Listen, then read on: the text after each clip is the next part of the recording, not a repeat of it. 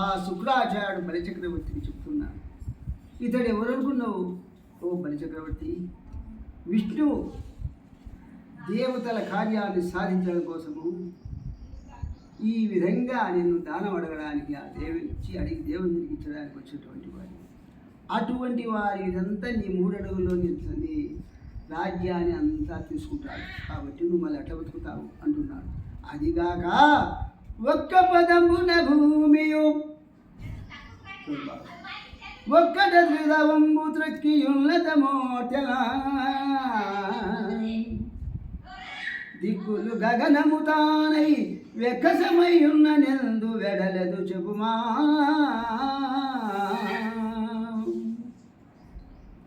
ఇతడు ఒక్క పాదముతో భూలోకాన్ని, ఇంకొక పాదముతో స్వర్గలోకాన్ని కప్పివేస్తాడు.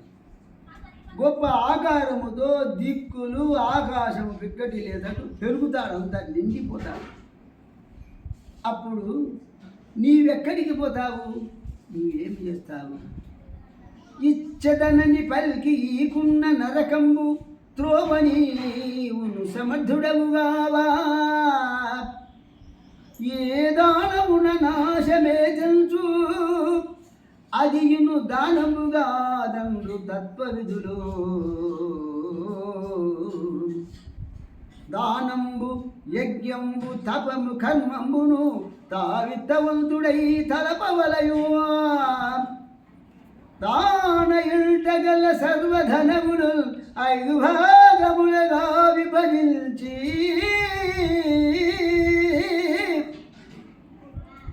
కామమునకు అర్థమును ధర్మయశముల ఆశ్రిత బృందములకు సమతల్ పెట్టునట్టే పురుషుడు నిల్లునందు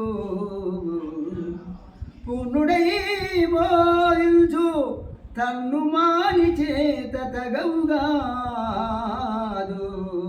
రాధా. ఇస్తానని చెప్పి ఇవ్వకపోతే వచ్చే నరకాన్ని త్రోసిపుట్టడానికి నీకు శక్తి ఉంది, నీ దగ్గర బాగా శక్తి ఉంది. కాబట్టి దాతకు నాశనం కలిగించే దానమే దానము కాదని పెద్దలు చెప్తారు. తాను ధనవంతుడుగా ఉంటూ దానాన్ని యజ్ఞాన్ని తపస్సును గురించి ఆలోచించాలి. ఉత్తముడైన పురుషుడు తన ధనమంతా 5 భాగాలు చేసి కామానికి, అర్థానికి, ధర్మానికి, కీర్తికి ఆశ్రయించిన వారికి సమానంగా పంచాలి. అదేవిధంగా చేసేవాడు ఈ లోకములోనూ ఆ లోకములోనూ నిండుగా సుఖపడతాడు. తనకు మించిన ధర్మం న్యాయము కాదు. అంతేకాక ఈ విషయములో పెక్కు విధాలుగా ప్రసిద్ధమైన ఒక ఋగ్వేద సూక్తి ఉన్నది. దాన్ని చెప్తాను, బాగా శ్రద్ధగా విను ఓ బలిచక్రవర్తి. అంగీకరించిన నఖిలంబు పోవుచో అమృతంబుగాదు లేదని నయధిపా. ఆత్మవృక్షము మూలామృతంబు నిశ్చయమృతమూలము గల్ల ఆత్మసడను. పుష్పఫలము ఆత్మభూయంబునకు సత్యమామ్రాను బ్రతుకమినదియు చెడులో. ఫల పుష్పములు లేక పసిడి వృక్షములు మూలముతో వృద్ధిల్ పొందుగానే. చేటు కొరతయుల్ లఘిమయు చందకుండా ఇచ్చు పురుషుడు చెడగుండో నిర్ధచరిత. కాక అంచిత సత్య సంగతి నటంచు నిజదనం భక్తికిచ్చిన నీకు లేదు.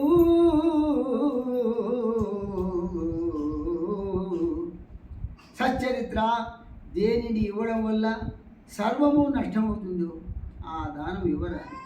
ఇస్తానని మాట ఇచ్చినా సరే దానివల్ల అసత్య దోషం అంటదు బలిచక్రవర్తి అంటున్నాడు. ఎందుకంటే ఆత్మ అనే చెట్టుకు అసత్యమే మూలం. అటువంటి ఆత్మవృక్షానికి సత్యం పూలు పండ్లుగా ఉంటుంది. అసత్యం అనే మూలం బాగుంటే ఆత్మ అనే వృక్షం చెడదు. మొదలు చెడితే చెట్టు కూడా చెడిపోతుంది. ముందు మొదలేపోతే చెట్టు చెడిపోతుంది. పూలు పళ్ళు చెడుతాయి.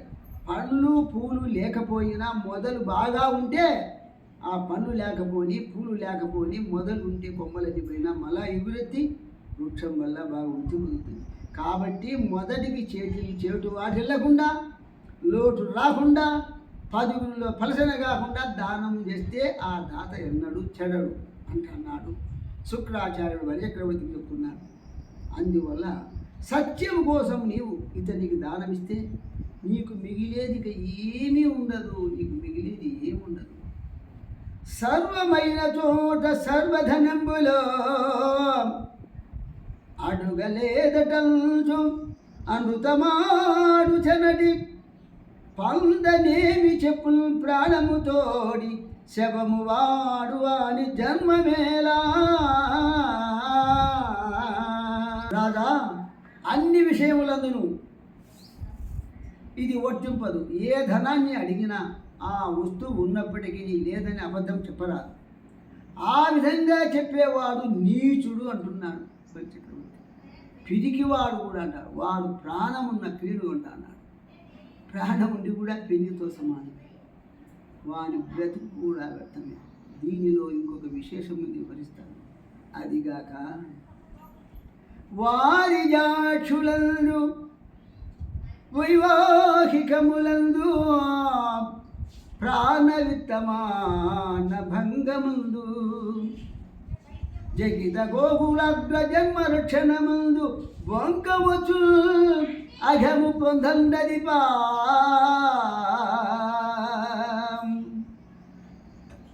అసురేంద్ర ఆడవారి విషయములోను పెళ్ళిళ్ళ విషయములోను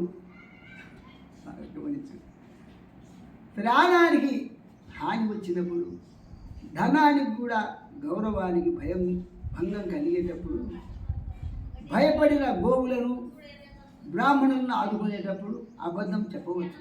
చెప్పినా మనకేమందా కాదు, దానివల్ల పాపం రాదు, నా మాట విను అని ఆ శుక్రాచార్యుడు ఆ బలిచక్రవర్తిని చెప్తున్నాను. అదిగాక కులము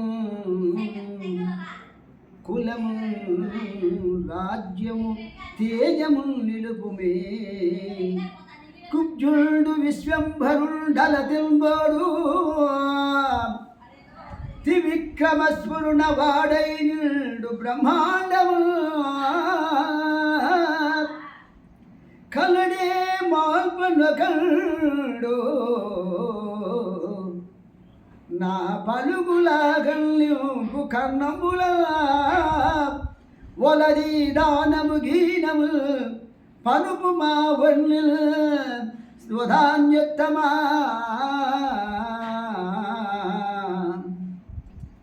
వదాన్య శిరోమణి, నీ కులాన్ని రాజ్యాన్ని పరక్రమాన్ని నిలుపుకో. ఈ పొట్టివాడు విష్ణువు, ఇతడు తేలికగా పోడు. 3 లోకాలను 3 అడుగులుగా కొలిసి అంత నిండుకుంటాడు. త్రివిక్రమ రూపాన్ని పొందుతాడు. బ్రహ్మాండం అంతా నిండుతాడు. యాన్నే గారి సందు లేకుండా. ఇతన్ని ఎవరు అడ్డగించలేరు. నా మాటలు ఆలకించి దానం వద్దు, గీనం వద్దు, ఆ బ్రహ్మచారిని పంపించవయ్యా అంటున్నాడు. అని ఈ విధంగా శుక్రాచార్యుడు మేలుకోని చెప్పగా క్షణకాలం కన్నులు మూసుకున్నాడు. ఎవరు బలిచక్రవర్తి ఆలోచించినాడు. ఆలోచించి ఆ కులగురువైన శుక్రుడితో బలిచక్రవర్తి ఇట్లా అంటున్నాడు. ఏమంటున్నాడంటే, నిజమా నతిచ్చితివి నీవు మహాత్మగా, నిజమా నతిచ్చితివి నీవు మహాత్మగా, మగిని గృహత ధర్మంబు నిధియో యర్థంబు కామంబు యశమును వృత్తియు ఎయ్యది ప్రార్థింపజిత్తుననియో హఠలోకంబుడల పొమ్మనుటెట్లు పలిగి లేదనుకుండే పాపమెత్తి ఎట్టి దుష్మను నిల్నే భరించదల్గాని సత్యహీనుని మొవందాలనతో పలుకదే తొల్లి భూదేవి బ్రహ్మతోడ సమరమునలుండి తిరుగక చచ్చు కంటే పాలికి పొంకక నిజమునన్ బరగు కంటే మానధనులకు భద్రంబు మరియు గలదే.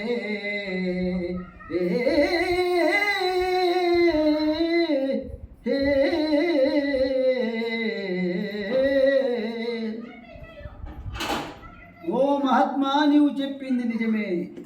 లోకములో గృహస్థులవు ధర్మం కూడా ఇది. అర్థము, కామము, కీర్తి, జీవనోపాయము, వీటిలో ఏది అడిగినా ఇస్తానని చెప్పినాను. ఏమి కావాలన్నా ఇస్తానన్నాను. ఇప్పుడు నేను ధనముపై దురాశతో అడిగిన వానికి లేదని చెప్పాలంటే ఏ విధంగా చెప్పాలయ్యా? తిప్పి పంపించలేను గురువర్య. ఇచ్చిన మాట తప్పుట కంటే ఇంకా పాపమే ఉంది, అంతకన్నా పాపం ఉందా?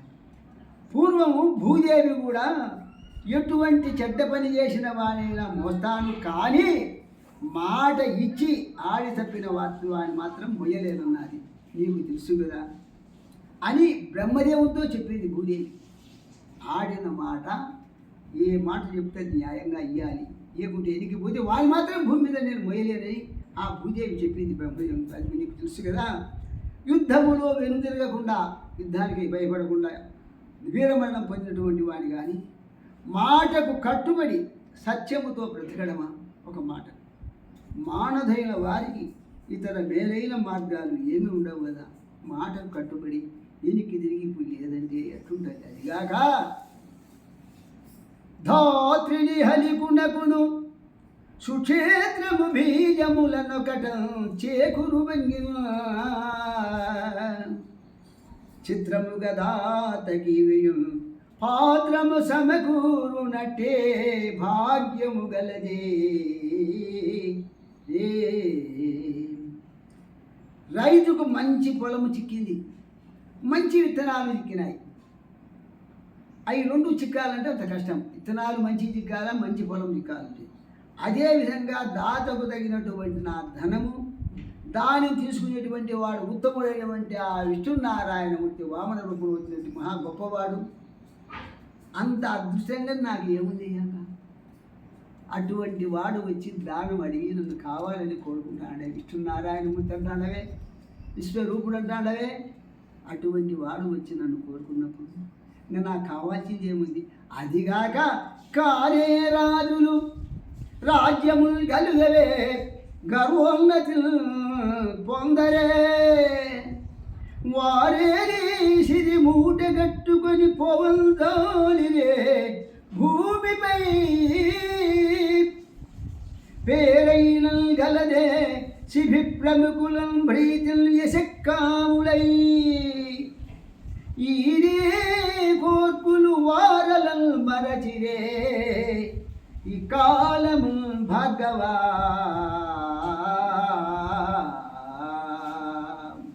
ఆచార్య, పూర్వం రాజులు ఉన్నారన్నావు, వారికి రాజ్యాలు ఉన్నాయన్నావు.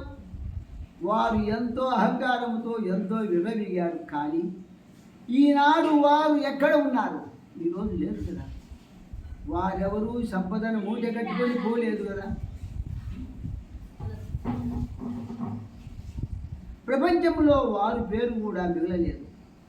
శిబి చక్రవర్తి వంటి వారు కీర్తి కోసం సంతోషంగా అడిగిన వారు, శిబి చక్రవర్తి వంటి వారు కీర్తి కోసం సంతోషంగా అడిగిన వారి కోరికలు తీర్చలేదా? వారికి ఈనాటికి లోకం వారిని ఈనాటికి లోకం మరవలేదు కదా. అదిగాక పుట్టుకన్ని క్రతువుల వ్రతముల పొడుగన జననెట్టి పొడవున కురుచై అడిగడి నటనను మోడిగి నిడరాలే మహానుభావ. ఇష్టార్థముల్ ఓ మహాత్మా, ఓ శుక్రాచార్య, ఎడజగని యజ్ఞాలు చేసిన, ఎన్ని పుణ్యకార్యాలు కావించినా విష్ణువును చూడడానికి వీలుపడదు. నా విష్ణువును చూసేదానికి కూడా సాధ్యపడదు. అటువంటి విష్ణువు, అటువంటి గొప్పవాడు పొట్టివాడై చిన్నవాడై బ్రాహ్మణ రూపంలో వచ్చి అడుగుతున్నాడు. అతడు కోరిన దాన్ని ఇవ్వడం కంటే నా వంటి వానికి ఇంకేం కావాలి? అదిగాక అతను ఎటువంటి వాడు అంటే శ్రీ సతి కొప్పుపై తనుపై అంశోద్ధరియంబుపై పాదబ్జంబులపై కపోల తటిపై పాలిళ్ళపై నృత్య మర్యాదం జల్లు ఖరము క్రిందగుటా మీదై నా కరముంట మేల్గాదే రాజ్యముల్ ఈజ్యముల్ సతతమే ఖాయము నా పాయమే.